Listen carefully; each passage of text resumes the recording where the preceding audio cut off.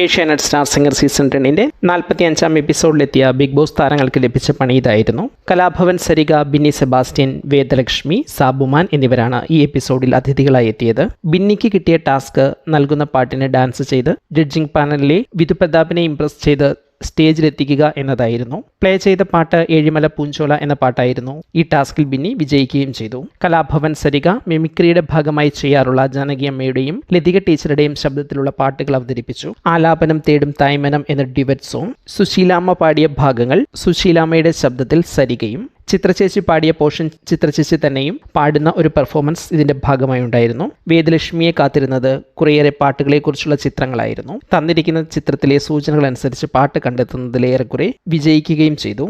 സാബുമാന് ലഭിച്ചത് കിട്ടിയ പാട്ടിനനുസരിച്ച് ഇഷ്ടമുള്ള ആക്ട് ചെയ്ത് സിതാരയെ ചിരിപ്പിക്കുക എന്നതായിരുന്നു. ഈ പെർഫോമൻസുകളിൽ ഏത് പെർഫോമൻസാണ് നിങ്ങളെ കൂടുതൽ അതിശയിപ്പിച്ചത്? കമന്റ് ചെയ്യൂ.